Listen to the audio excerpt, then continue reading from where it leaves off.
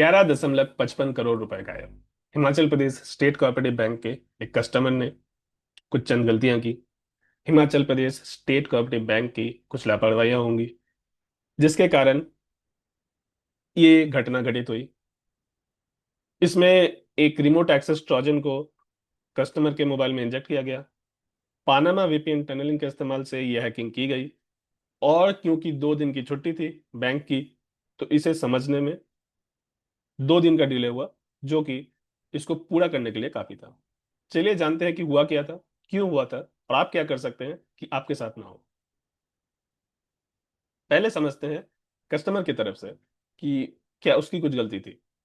तो मोबाइल और बैंक का जो रिश्ता होता है, वो एक डिवाइस बाइंडिंग चेक से बंधा होता है। बैंक के एप्लीकेशन को जब आप मोबाइल में इंस्टॉल करते हैं, तो वो कई सारे चेक्स पास करते हैं। उसमें से एक ये भी होता है कि आपका मोबाइल नंबर जो रजिस्टर्ड है बैंक पे, और जो है आपके मोबाइल पे, वो वही फोन में होना चाहिए। तभी आपका फोन वो आपके मोबाइल बैंकिंग का जो एप्लीकेशन है उसको इंस्टॉल कर पाएगा। और भी काफी सारी चेक्स होती है। परंतु अगर आपके मोबाइल में आपने कोई वेबसाइट खोली होगी जहां से कोई मैलवेयर इंस्टॉल हुआ होगा, या कुछ लिंक्स ऐसे खोले होंगे, या कोई ऐसी एप्लीकेशन या सॉफ्टवेयर डाउनलोड की होगी, किसी भी तरह से कोई मैलवेयर इस विक्टिम के, जिस कस्टमर का नुकसान हुआ उस कस्टमर के मोबाइल में घुसा, वो उसने रिमोट एक्सेस ट्रोजन इंस्टॉल किया। ये एक ऐसा वायरस होता है या मैलवेयर होता है, जो कि आपके मोबाइल को रिमोटली किसी दूसरे के पास एक्सेस भेज सकता है। तो वो दूर कहीं भी बैठ के इंटरनेट से आपके मोबाइल को कंट्रोल कर सकता है। तो वो आपके बैंक के ट्रांजैक्शन, पैसे लेन देन करने की प्रक्रिया को भी चालू कर सकता है, बंद कर सकता है। और क्योंकि उसका पूरा कंट्रोल उसके पास है, तो अगर कोई ओटीपी भी आती है तो उसी के पास चली जाएगी। तो एक बार ये इंस्टॉल हो गया, तो आपका फोन लगभग उसके पास ही है, उसी के कंट्रोल में है। पर इस पे नेक्स्ट बात आती है कि पानामा की वीपीएन क्यों। अब पानामा की वीपीएन क्योंकि अब इतने सारे जो काम करोगे, तो इंटरनेट पे आप कुछ भी करो उसकी एक हिस्ट्री रह जाती है। चाहे आप वेबसाइट पे करो, या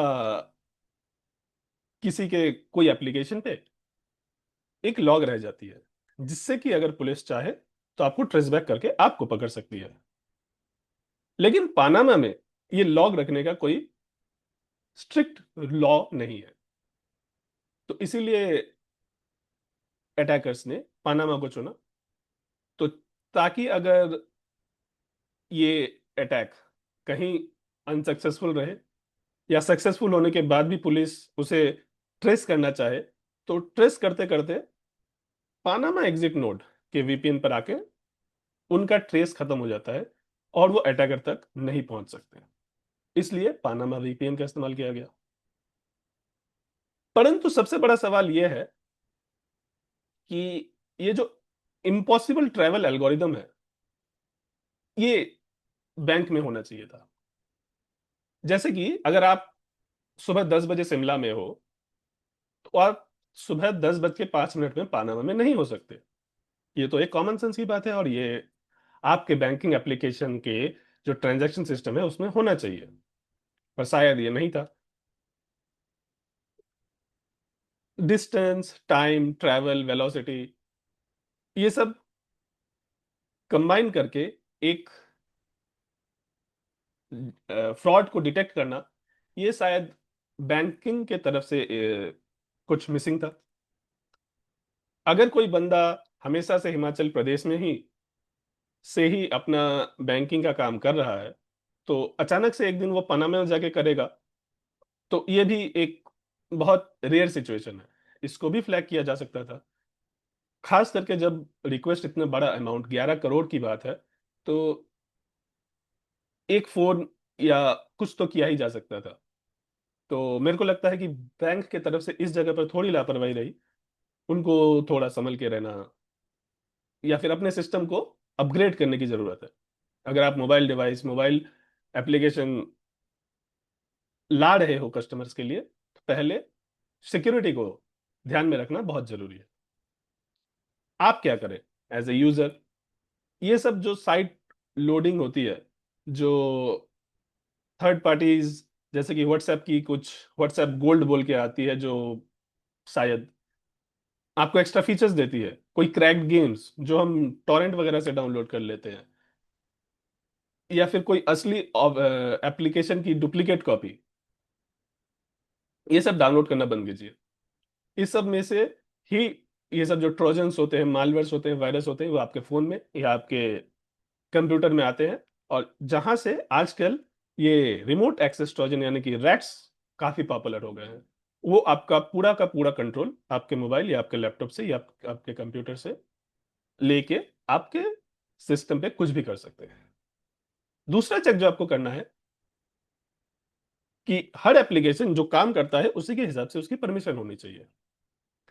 क्या, मान लीजिए कि आपका जो कैलकुलेटर है या आपका जो टॉर्च का एप्लीकेशन है, वो कहीं आपको एसएमएस या कांटेक्ट तो नहीं मांग रहा है कि आप उसके वो एसएमएस का भी परमिशन दे दो, उसका कांटेक्ट का भी परमिशन दे दो। अगर ऐसा है तो उसको इमीडिएटली अनइंस्टॉल कीजिए, क्योंकि एक कैलकुलेटर एप्लीकेशन को आपके एसएमएस से या आपके कांटेक्ट लिस्ट से कोई मतलब नहीं होना चाहिए।